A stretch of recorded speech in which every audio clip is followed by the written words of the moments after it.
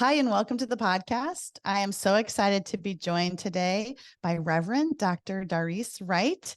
She is an assistant pastor at Life Church in Chicago Heights, Illinois. She also has her doctorate in ministry, which we will talk a lot about in the podcast, and is a certified mental health first aid professional. It's so great to have you on the podcast, Darice. Thank you for inviting me, Angela. I'm glad to be here. It's really been a pleasure getting to know you over just the past month, I guess. And we were connected by a mutual friend. And when we had lunch together, I was just so taken by how you wove together theology with experience. And I really look forward to unpacking that more with you today as we talk about the very serious theological Barbie movie, right? Right. Hi, Barbie. Yeah, Darice has on pink. I don't own any pink tops. I actually tried to buy one and nothing fit, but I love your pink top. Absolutely love it. And before we dive into the movie, I just thought it would be interesting for you to share your thoughts. This is a relatively new space for you to be in terms of wanting to see the church have a new conversation to abortion. But I would just love to hear, how this was brought to your attention, where you see this connecting with your expertise and life experience. Mm-hmm. Yeah, well, ironically, when the movie came out and there was so much hoopla around it, and I heard the reports about how much it was bringing in over the weekends and how it's just phenomenal in terms of the what do they call it, the gate or whatever it is, the weekend receipts. Right. I was like, wow, what is this all about? I truly didn't get it. Yeah. And so, and it's not that I never played with Barbies. I mean, I think I did, but it didn't have the impact. Barbie never had the impact on me that I guess it had on lots of little girls. And so I didn't get what was this phenomena until at lunch. You were talking to me about just the kind of epiphanies you had and how it sort of resonated with you as a woman. And so I began to think, this doesn't sound like a little girl's movie. I thought Right. kids, this doesn't sound like a little girl's movie. And so I was really intrigued to go see it. And truly, it was, I won't say it wasn't a little girl's movie. It was an all girls movie. I think it was a movie for any female who is growing up or lives in or lived through a patriarchal society, which is most societies in the world. So. Right. Absolutely. And you went with our dear friend. I heard you guys had a couple laughs. We did. And you were in funny pink. Movie. Yeah, exactly. So let's just dive in. Because again, I know you're new to this conversation, with the church and abortion. And then I asked you to be in this podcast where you're like, how does this movie even tie into that? But we can get there. But yeah, what were your initial thoughts of the movie? You've already shared some of it, but do you have any points that you want to bring out that were impactful for you or that connected to your story? Yeah. So, my initial thoughts were, even in satire, I mean, there's always some truth in satire. Right. And so it really helped me it helped underscore for me how much things have not changed. And so we have, in many ways, and I think this is true of me as a woman, it's true of me as a Black woman, and everyone who kind of relates to those two things. We have learned to plod our way through. We have learned to make the best of it. We have learned to make lemonade out of lemons. Right. Beyonce had a whole Lemonade album that went skyrocket, I think, because it resonated with women of all kinds, whether you were into Beyonce or not, of just how much we make lemonade out of lemons. And in so doing, we tend to have this laser focus to just get it done. Mm. And we don't always, we're no longer necessarily focused on why it has to be so hard to get it done. We just do Wow. it. And what the Barbie movie, the juxtaposition between Barbieland and the real world served to help me remember, yeah, this thing that we get up and do every day, you know, it's not as easy as we make it seem. It's not quite as Right. easy as we convince ourselves that it is. Right. And why do you think that is? Do you think it's because it's just always there, like static, like, or things have gotten better, so we think, well, they're all the way there when they're not? I mean, what's your thought on that, on why we just muscle through? I think that ultimately we're built to be aspirational. Mm. And so we're aspirational people. And if we have sort of and this may not come out right, but if we have a modicum of mental wellness, then our ability to go around, go over, get through is part of our mental wellness. But that can also backfire on us, because in the process of going around, going over, and going through, we get scarred often. And if we don't tend to those scars, then we may end up in a place that's not so mentally well. Wow. And maybe that's why art then has the ability, and humor, even in satire, to go around some of the defenses we've created. Maybe that's, you're helping me think that's why I had unexpected experiences watching the movie where I was like, I haven't let myself think about these issues in my story, right? Is that kind of what you're saying? And so that's like my soul was saying, let's deal with this, because there are some scars. I feel the need to go back and work through some things that I thought maybe I'd worked through, I guess is what I'm saying. Right, exactly. Yeah. And for me, as a Black woman, so I know this resonated with you because you mentioned it at lunch. And you know, it seems to be one of the pivotal points in the movie.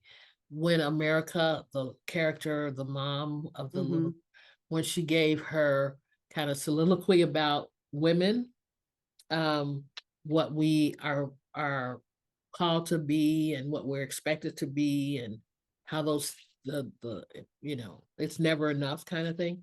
Yeah. For some reason, I had, and it may seem totally unrelated, but for some reason, what immediately came to me was this scene from The Help. And I don't know if you ever saw The Help. Yes, I did see The Help. So with Viola Davis, who was the nanny to this young white blonde little precious little girl. Yep. And so much so that the little girl thought of her more as her mother than her mother.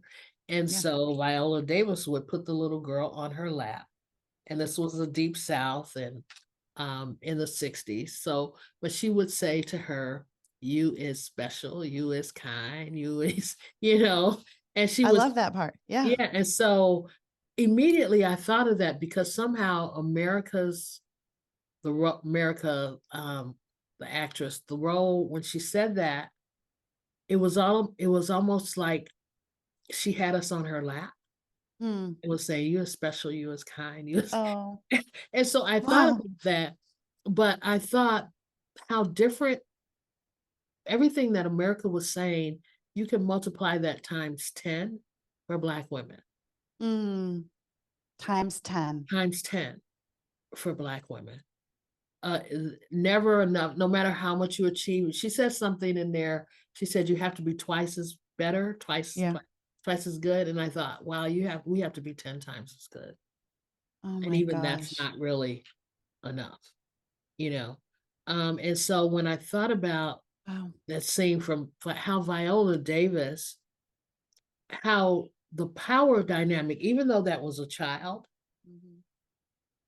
the power dynamic, basically that child was her boss. Yeah. And the power dynamic, but yet, even with that power dynamic, it was Viola Davis speaking life into her Mm. because she needed it, Yeah. right? Given the context and environment she needed someone to tell her, you are special, you are kind, you are powerful. And to have her repeat it and just that connection, so that even though the power dynamic was way different, that the connection was that they both needed it. And so when Wow. America was saying that, I was thinking, wow, she's saying twice as good for them, but it's 10 times as good. We have to be 10 times better.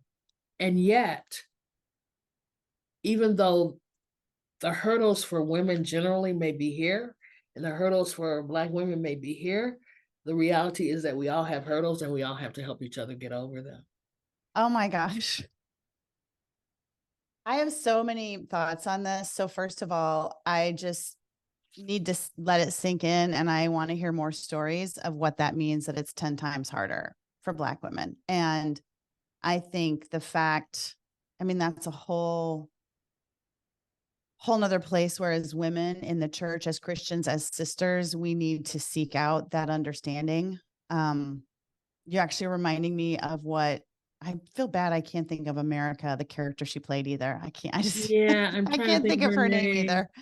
But her daughter says in the car, everybody hates women. Women hate women, men hate women.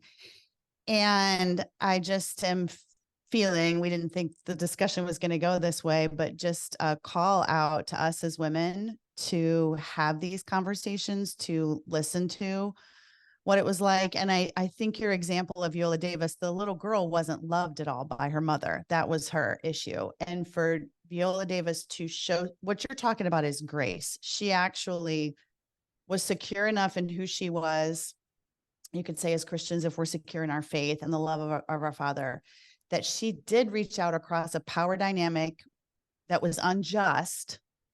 I mean, just stop and think of that and minister, like you Right, said, life right. to this little girl. And so, But you know what? I think while it was to the little girl, it was to herself also. okay, explain that. So in order to get to the place to be able to speak that kind of life to the little girl, she also have had to have spoken it to herself Mm, or heard it for herself. mm, right. And to be able to look at the little girl who was very different from her, but yet see her need, meant that she had to have connected with that need.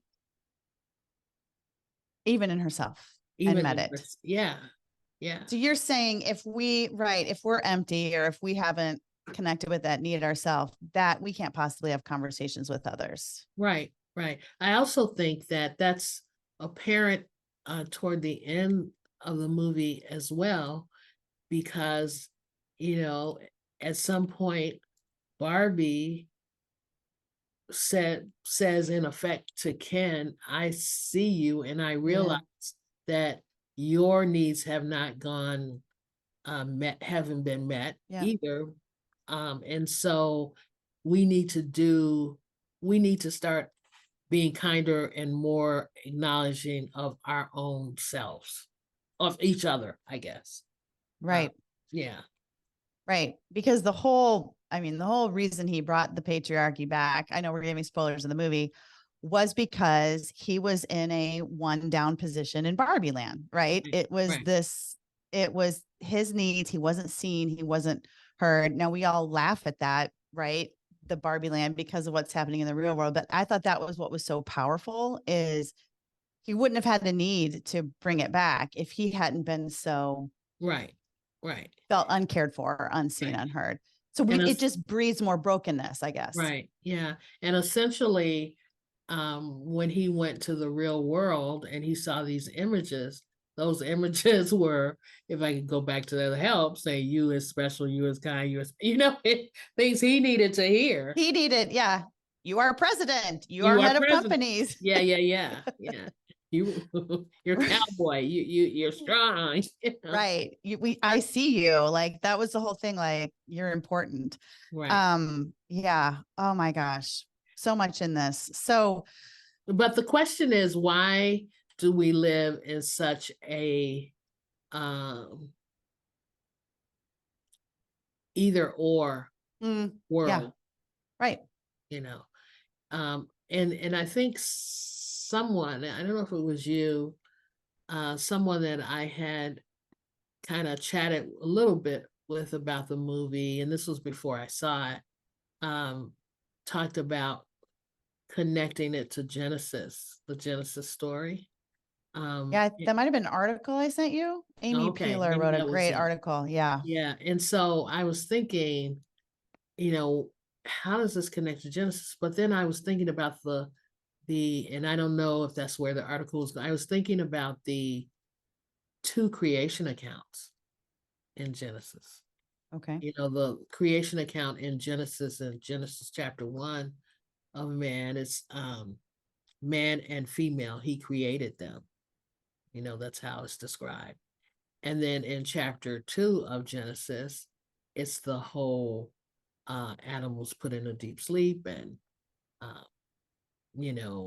Eve was taken out of his rib. It's a different account. And that's always been a theological kind of struggle. Why these two accounts of the creation of man? It seems like in chapter 1, they were created equal, because basically it says man and female, he created them. There's no chronological order Yeah, in right. Genesis 1. But in Genesis 2, there is. And so part of the patriarchy that exists to the point of, to use a current term, being weaponized, has a lot to do with that Genesis 2 and Genesis 3, the fall of man that's attributed to the curiosity of woman, right? But in Genesis 2, that taken from the rib, is often used to determine hierarchy. And so Genesis 1 is never really dealt with. And so when I think about this movie, it's almost as if Barbieland was one creation story and the real world was a different one. Interesting. And how do the two connect? I just thought that was interesting. Yeah. And one of the things, about Genesis 2, it says when Adam woke up, he said, bone of my bones, flesh of my flesh. And so there's this, to me, there's this need for men, if I could be specific, to come out of a deep sleep, to recognize bone of my bones, flesh of my flesh, that there is the connection there that has nothing to do with hierarchy, but has to do with how God has ordained us to support each other. Yeah. So this is so powerful. I actually didn't realize this until you said it. That's why I love your theological expertise. Is Genesis 1 where it says in his image, he created both of them, male and female? Yes. Because to me, that fact supersedes the how. So Genesis, the later account is the how, but that first account is the actual essence of the what, that you actually don't get the full image of God without both genders. Right. Would you say that's theologically? I would say that's yes. And so it would make sense why the enemy would try to attack and break it down, because we literally have to be together, interacting together to demonstrate God's image. Right. Yes. And when we aren't, that's when things break down. Because I think it's actually you who told me the story of sitting in a church where a woman had to apologize in front of the whole church for being pregnant outside of marriage. And the man was actually in the congregation, not just that he wasn't there, but to me, that's a gender, something's going on there that nobody realized. We've just accepted this, but it was somehow more her fault Right. than his. Right. She had to apologize and he didn't. He didn't. No. In an act that was hopefully mutual, but completely like 50-50, right? Exactly. Yeah. But because I don't know if it's because she carries the child, I don't know if this is in theological or it's this hierarchy that the woman is to blame, if that's where this all came in, but you can't heal that without digging into the hierarchy story. Right. Yeah. And the ramifications of that. I was a child. But as a child, I knew something's wrong with this. You knew how old were you? I don't know. 10? That's amazing. And you knew this isn't right. This isn't right because there was shaming going on. I could see that. I knew that. I felt, I'm one of those empathetic people where if something goes wrong and it's all, if someone gets up and has a speech to make and they make mistakes, I feel like, let me get down I feel like it's me. Yes, you're disconnected. Yeah, with that feeling. And so even at that age, yeah, I could see her shame. I could see her shame. Aww. I mean, we weren't a large church, maybe 150 members, but I could see how embarrassed she was. I could feel it even as a child. And everyone knew who her boyfriend, everyone knew the man, and he's sitting there. And to me, somehow it's like, why is she up there by herself? Yeah. Yeah. And it wasn't so much the apology, which that's a whole different subject, but why is she the one? Yes.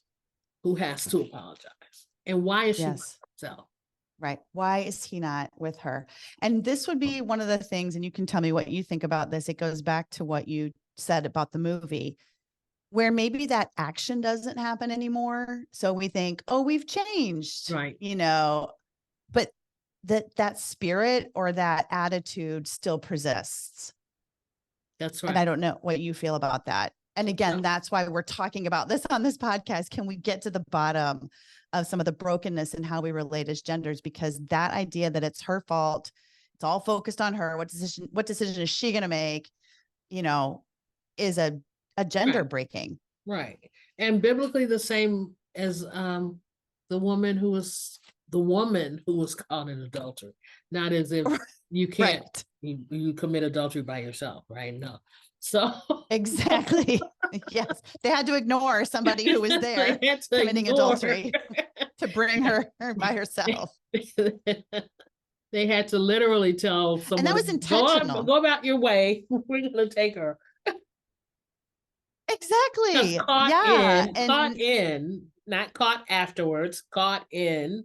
So you literally had to tell them, shoo. We don't need you. We don't need you to trap Jesus. Yeah. And so that whole clearly, if we play that scene out, and John, that whole pitting of men against women is a trick of the enemy. Yes, I agree. He's still doing it today. He's still doing it today because, as you said, if you continue with the other part of that verse, that in his, we were created in God's image. Let us create man in male and female. He created them. Then in his image means that as you said, that it has to do something with the relationship, symbiotic relationship of male and female. And so if we're not exhibiting that, bone of my bones, flesh of my flesh, if we're not exhibiting that, then that's allowing the enemy to distort God's vision of who we are, right? Yeah. Yeah. And we want to say, no more. We want to participate with God, right? On recapturing this. I've always said that part of the passion of ProGrace and having a new Christian response to abortion is that God will be seen for who he is. Because I feel like in the false binary, if we abdicate our response to a political party, that runs God's name through the mud, because he's so much bigger than these divides, right? He values both genders equally. Or in the abortion conversation, he values the woman and child equally. Like his love and value for everybody in his image transcends what we call political, right? So Right. I wanted to have you on specifically because of your expertise. And if you're okay, I want to talk about your doctoral thesis, because when I heard what you did, I thought, and I heard how you spoke about what you did, I thought you're someone who can guide us into how to better have these conversations. So your doctoral thesis was on anti-racism, pastoral care, and discipleship. And again, I love discipleship. And with that, you worked with only white churches, white evangelical churches, to help the pastors become more faithful to their calling as shepherds, because you felt like pastoral care stopped when it came to issues of racism. And I, of course, made the connection. It stops when it comes to the abortion issue too, right? And there's other issues. But I wanted to have you unpack, first of all, why is this discipleship and not politics? Because I think this is another topic that has gotten political. Just like people said the Barbie movie was political when it talked about a patriarchy. I think some people might hear the word anti-racism and make that political, which is really sad, because who is for racism, right? Like, but some of these words get cast in that light, and you had to walk into that with so much grace. And so just, could you talk about your experience, what we could learn from you, or what that was like for you and your story? Because I do think there's huge lessons there for us to learn and how to have better conversations in the church. Sure. And so some definition. So anti-racist is not non-racist, right? So you can say you're non-racist, and that can be true, but that doesn't mean you're anti-racist. So anti-racist is you are actively fighting against it. You are actively you are actively working against it. Yes. Right. And so non-racist is just you're not acting in a racist way personally, but you are also not anti-racist. So there are things that you let slide in this collective community where you may have power. Exactly. Yes. Okay. And we all have some sort of agency, no matter where we are in the hierarchy of our work life or church life. We all have some sort of agency, right?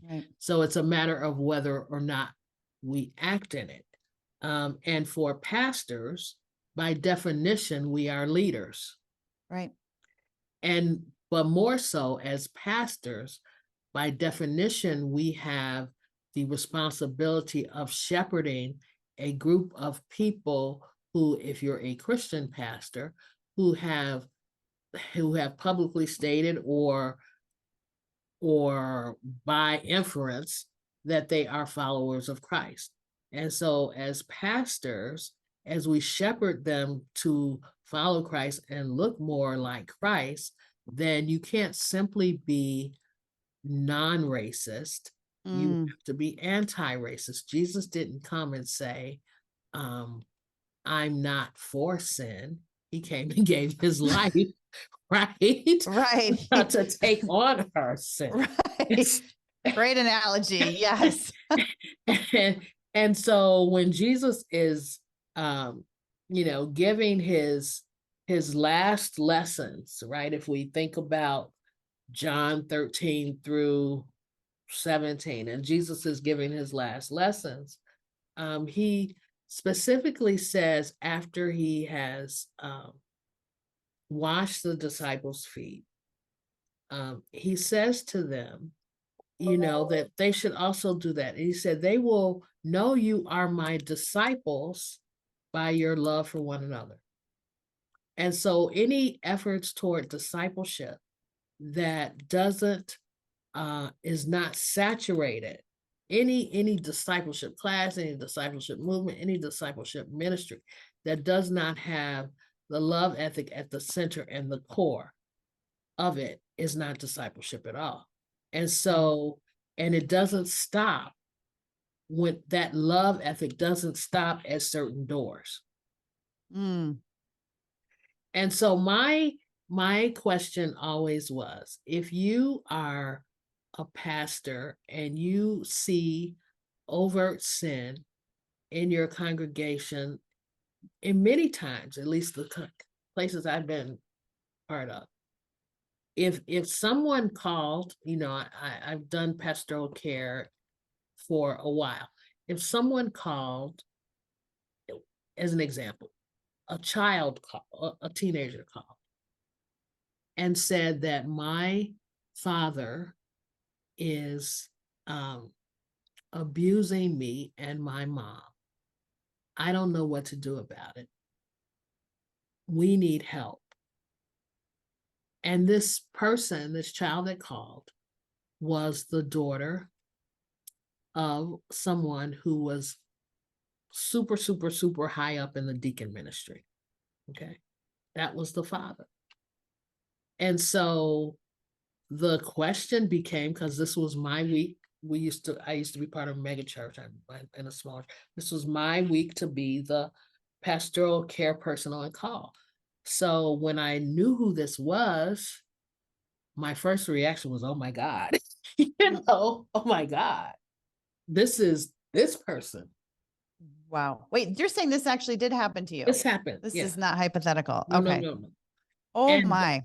But the immediate response, right, was to address this teenager's need, of course, personally, but then to let my senior pastor know, who then called this deacon in for pastoral care. What's going on with you and your family? What's happening? How do we address this? You know, this is, you know, from a pastoral care point of view, which was the right thing to do. That's part of the site. You have said that you are a follower of Christ. As a follower of Christ, this is not aligned with the teachings of Christ. Right. So let's deal with that, right? And the church is going to actively stand against that and not be passive when it happens in their community. Right. They're not going to let innocent people be hurt. But standing against it also meant, in this case, pastoral care, because this is a member, this is a leader, this is a follower of Christ. So in addition to what he's doing, his abusive actions, there are some issues within him. Right. That need to be reconciled. Right. To who he says he is and who he's following. Right. Right. The pastoral care aspect of it, I felt, was missing. That role of the pastor was missing when it came to issues of racism. Wow, that they just weren't talking about it. They weren't talking about it. They were letting it pass.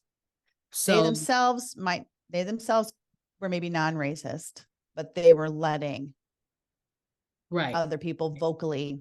Right. And so the notion of anti-racism pastoral care was a whole different, the combination of those two words was totally new to me. Yeah. Right. But it made sense when I put it together, when I thought about how do we become faithful to our call? We shepherd a people that God has entrusted us with, who say that they want to follow Christ, to be more like Christ. Yeah. And so when it comes to issues of sin around race, then to be anti-racist means to not engage in racist activities, but also not to tear down racist activities that you are yourself doing, right? That you see in your congregation, people doing it. If preaching across the pulpit, which happened during the summer of 2020, some pastors tried it and people walked out. They walked out because they never heard it from you before. They walked out because you never lived it before. You never called them on it before. And so if you know these things are happening in your congregation, if you would administer pastoral care to someone in a domestically abusive relationship, then administer pastoral care for someone who's in a racially abusive relationship. Right. And so that was kind of how we approached those 6 months together. Wow. And I just, there's so many things to ask you on this. So I'm going to pick one, but then we may hit some others. What was that like for you? What was that experience like for you? Because here you are as a Black woman. I'm sure you've had personal experience and story, and yet you're walking in to be used of God to ask pastors to step into their role as shepherd. I can imagine the responses were all across the board. And so what was that like for you? How did you navigate that? And I'm asking this because how can we be agents of starting this conversation if we ourselves have been on the receiving end of some of this? What did that take from you? What was that like? How did that play out? Yeah. So at first, each session had its own level of gravitas, if you will. Okay. One session in particular, though, prior to it, I was wrestling with it because it required, I knew, so much grace from me. And some of my so my background is I'm connected with this church now, but I spent 20 years in a mega church and was head of the social justice ministry there. Part of our social justice ministry, or most of our social justice ministry, involved activism, activism around legislation and those kinds of things. And so I was a real rah, let's get it done, let's march, let's talk to them, Yeah. We were connected with everyone. They didn't have to be Christians. I mean, our t-shirt said Jesus and justice, but folks next to us may not, Right. And so, but when I got the orders, the marching orders from God to do this, didn't want to do it in the first place, but it was where God was leading me, because there was no progression in how we were doing it. We take a step forward and then take 2 steps back. That's just how it worked. So I said, we as Christians need to be doing this differently, but I don't know how. Like, we got to bring something different to the table than everyone else we're marching with. What is it? And so when this kind of came to me, it was so counter to the marching and the aggression that I was like, I don't know if this is for me. Like, I don't know. So that was because that's how you saw yourself. Right. You had to reframe how you saw yourself and how you engage in the issue. And to actually, it sounds trite, but to actually agree with the fact that our issues about race and our issues around women and our role and it are all ultimately hard issues, right? And so while legislation can change and doors can open, and yet we wonder why we feel like we're still in the same place, is because doors have opened, but hearts haven't. Exactly. Yeah. Wow. So I thought, what is it if our role as believers is reconciliation, then maybe we should start there. Wow. But reconciliation requires grace. Yeah. So in one particular session, and we used the Bible because I wanted them to have language when they went back to their churches that was familiar to their congregants. Mm-hmm. So we might bring in other thought leaders, that are studying, but ultimately it was the Bible that we used. And so one of our sessions, we were going over the Syrophoenician woman who followed Jesus for help for her daughter, who she said was demon possessed. And the disciples said, why is she yelling after us? Get away from us.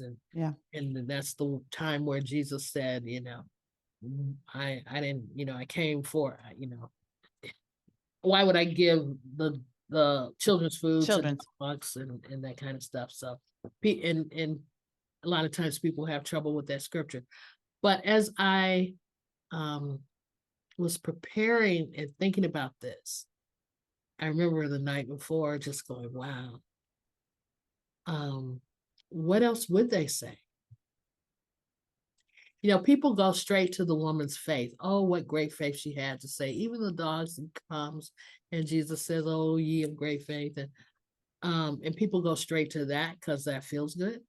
But let's deal with the fact that Jesus said, why should I give the children's food to the dogs? To dogs. It's a troubling passage. It's a troubling passage.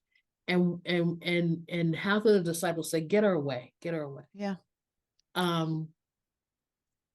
We can't skip over that, right? Because especially with the work that I was doing with them, because part of the issues around race, and I don't mean to be political, but a lot of it has to do with power and privilege. So the disciples are saying, get her away from us. Jesus is saying, you're not of that privileged group. You can't get that. Get it, you know? But this is Jesus. This is our Savior. So we got to deal with it. We got to figure out what was going on. We got to figure out God in the flesh. Yeah. And so I started thinking, hey, what else would they say? Because I had done a lot of teaching of the Old Testament. The Jews were the chosen, called people, right? They had this covenant relationship with God, and it was what they pulled on, what they knew, what pulled them out of disaster and all of this. This is who they were. It was part of their DNA. So when the disciples said, get her away from us, it's because they were the called, chosen group. Privilege. When Jesus said, I didn't, this is for my time, for you is my hour. It's not coming, whatever he said. I'm sorry, not whatever he said, but I know the exact words. He essentially said, I came for the Jews. This is not for you. Why would I give the children's bread to dogs? It still pulls on that legacy of who are the chosen, who are the called. Yeah. Jesus was fully human and fully divine. That's what makes him so unique from any other God, little g, is that he's fully human and fully divine. So in his humanity, he could say, there's a hierarchy here. You're not it. You're not up there. Right? It was part of their DNA. But Jesus, being full of grace and also being fully God, was turned and said, yeah, you deserve healing too. Yes, your faith, you deserve healing too. The thing is, we don't turn. The DNA of being superior was totally understandable with the Jews that we read about in the Bible. There's a DNA of being superior in America. It's part of the DNA of America. And so as I prepared to go over this, I thought, okay, you learn about in seminary internalized racism. That is, people who are the subjects or victims of racism begin to expect it and internalize it, and therefore treat themselves a certain way or each other.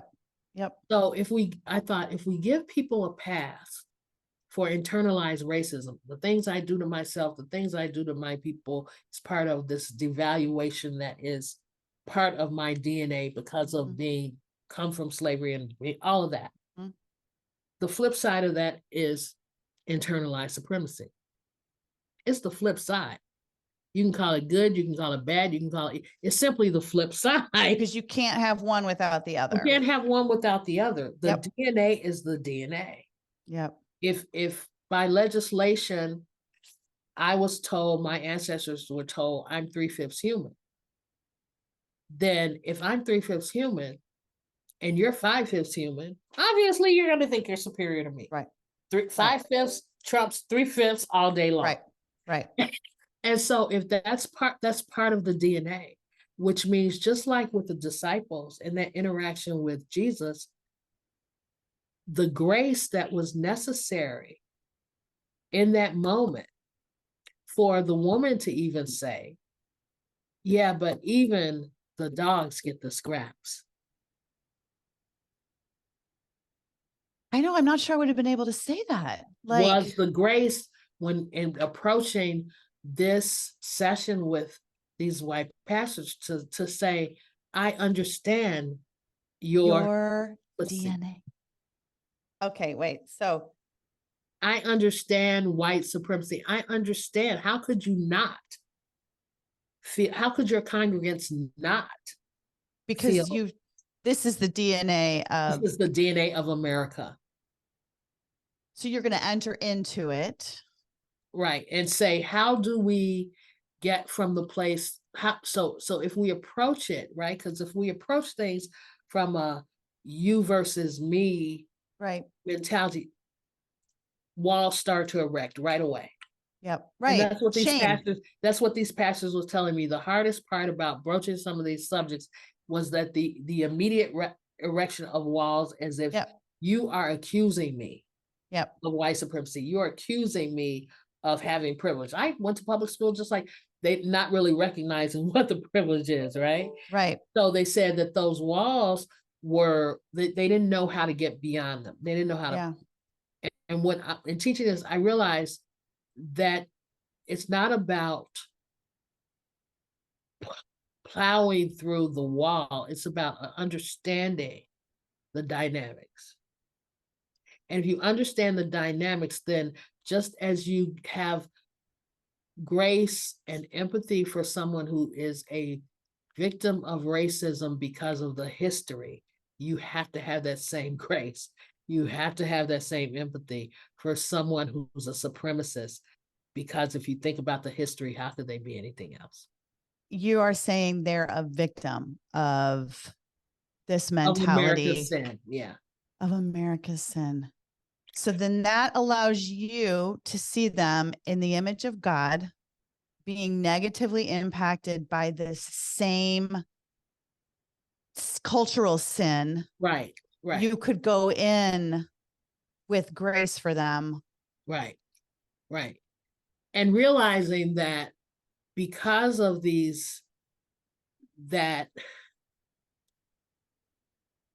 it needed to be an effort to bring everyone back to what does it look to this reconciliation, this salvific work of Christ, so that we can become more and more like Christ, which means the focus is on Christ, and to throw Christ in their faces all day, every day.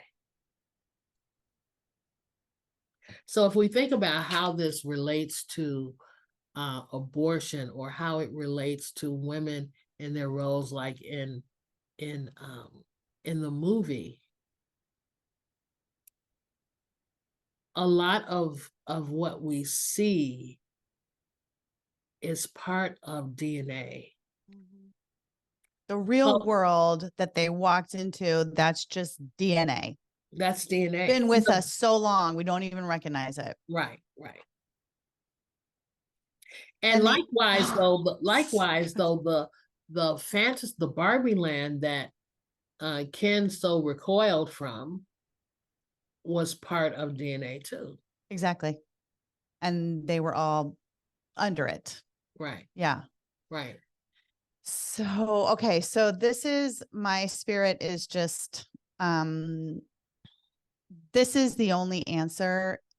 You have just outlined so many social issues, Reverend Darice, to be able to step back and see things that are DNA, and to understand that in some way, in different ways, we're all victims. I mean, that right there turns things on its head and allows people to enter into conversation.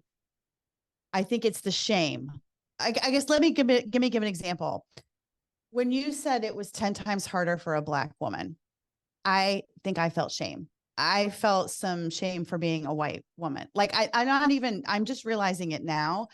I think that your attitude of grace to understand how I was raised in a white society, things I see and don't see, that you would have grace for me. I was nervous about saying the wrong thing to you or making a mistake. But your posture of we're all in this together is like actually helped me see that, and is helping my temperature come down, if that makes sense. I wasn't super nervous about it, but it was just like buzzing in my head, right? And as you started talking about this with racism, I could feel myself connecting to you as a sister in Christ. I could hear the wisdom in your words. I felt the grace. And I'm saying that because I feel like I keep thinking that's probably what it feels like to be a man and watch the Barbie movie. Like that's how I was making the connection. Like, I can relate to that. Like, it's scary it's better to say I'm non-racist. It's easier to say I'm not racist or I'm not sexist than to actually look at the systemic, the culture, and say, I want to be I want to actually see the kingdom come. Right. Because that means I risk, where am I going to get shamed? Like but your posture of coming in together as believers saying that it's the cultural sin and we can all find forgiveness and grace in Jesus and have this discussion. I don't know. It just has released me in a way that I'd love to hear you talk about, because you know more about it than I do. I'm just sharing my experience with it, but you probably know the theological reasons why this is true. I mean, I don't know. I'm not sure I fully understand the question. But I'm not sure I do either. but I don't know. I will say the reason why I wanted to know more and learn more, and perhaps, be supportive of ProGrace was because these dichotomies are man-made. Yep. Right. Yep. Jesus's ministry was reconciliation. Yeah. And so all the dichotomies are man-made. It's not that we shouldn't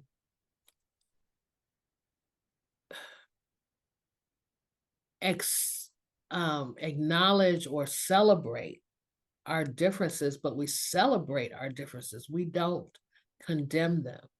Right? Yes. And the goal is to find a mutuality that manifests as Christ. Yeah. And as difficult as it may be, or as difficult as it was for me, I literally cried. I wept like a baby before I did this session with them. I'm like, Lord, I don't want to. Yeah. Oh my gosh. I don't want to, because wrong is just wrong. Yeah, it's wrong. And right. Wrong. Do something about it, God. Why do I?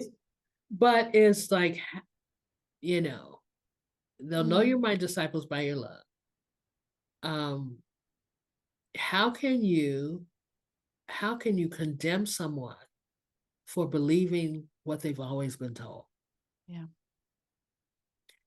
That whole 5/5 versus 3/5 human thing, just like, how can you believe someone for believing they're superior when that's what they've always been told? Right. And we've always been told in certain ways that one gender is superior. One gender is superior. Always been told, been held account for it, right? Because if you don't show up like a man, right, then somehow you're less than. Right. And part of showing up like a man in our DNA is to have a woman be subservient. Right. The whole Genesis 1, man and female, he created them, is not taken into account. Yep. Yep. And what that means. Yep. And you are, it's so profound to me. I think what happens in the issue of racism or gender, even the abortion issue, it's like you're either ignore it, like you were saying, like don't take pastoral care to that, or get on the shame and blame truck and cancel. And what you are bringing in is the kingdom answer of reconciliation that we don't put our head in the sand.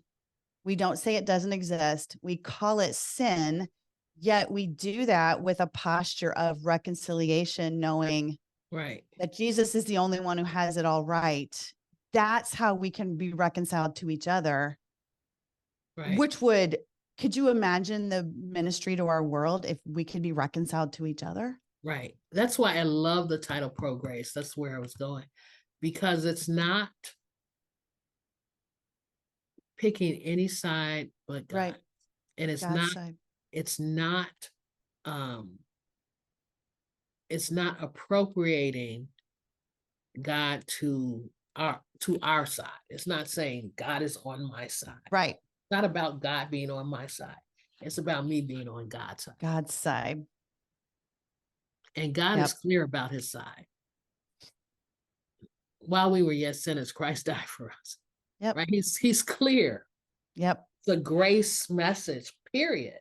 And Yep. so ProGrace, I know you're like, let me just get this, what I'm doing off and running. ProGrace is a brand that can be applied to a lot of things. I know. You're not the first person to say yes. Right. Exactly. I mean, we didn't coin grace. It just is.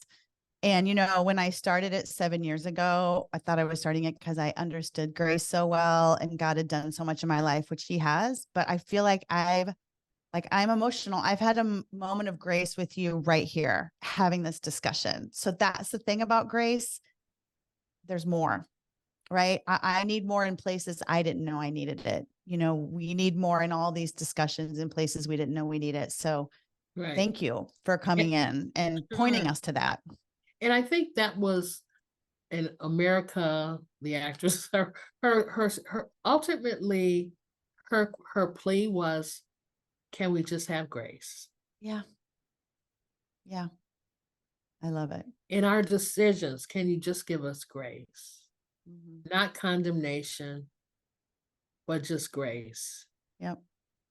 In circles, in our circles, we have this term we call the ministry of presence. And that ministry of presence is not trying to tell you what to do or even really counsel you, may come to that, but ultimately just to sit with you in the space you're in. Yeah. And I think the account that I talked about with the cohort of pastors I was working with ultimately boiled down to, let me sit with them in the space that they're in. Because by doing that, I first acknowledge the space that they're in as being valid for them. Yeah. Even if 5 years ago, I might have railed against it. Yep. Right now, let me acknowledge it as being real for them. Yep. Sit with them in it. And then we figure out how to move forward together. But the sitting with, right, is so important. That's where Job's friends went awry. They didn't take the time to first just sit with him in the space he was in. Yeah. They wanted to figure it out, condemn it, say it's all your fault. You should have done this, you should have done that. Right. We do that. We do that. Yep. But Jesus came to sit with us first. Yeah. I always say, why did he need a 3.5 ministry? Just to show us how it's done. He could have come and died for our sins and not had that ministry, but it's like, this is how it's done. Yep. I'm going to sit. I'm going to sit with you where you are. I think it was in John when he was calling his disciples, and it was Nathaniel or I don't know who, and they said, what's this whole thing about? And Jesus was like, come on, come see. Yeah. And he lived with them for 3 years. And he's with us. I think, just to close this off, and thank you for this, we need hope. We need hope that there's a way out of the abortion issue, but also gender, racism. And you have instilled that hope. It is him. It's his presence. And we both had hard mornings this morning. We can go back to that, right?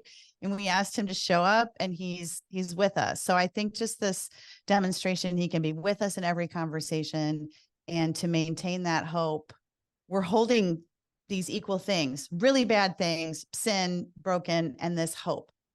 that comes from his presence. So you brought that today. Well, thank you for having me. I didn't Yeah. know what I'd bring, but hope it You was brought it. something. Yep. And all your pink. Yes, absolutely. Yes. Hey, my favorite thing, since you're an empathic person, I'll just close with this, where the attorney at the beginning in Barbieland said, I can hold emotion and logic at the same time, and it doesn't diminish me. It actually makes me better, have more to offer. I feel like, thank you. As Oh, empathic sure. women, that's what we brought. So thank Yes. you so much. You're welcome. Thank you. Thank you for listening as I thought through things. Together, we thought through them together. So thanks everybody for listening. We hope this makes entering into these conversations more hopeful for everyone. Yeah. Amen. Thank you.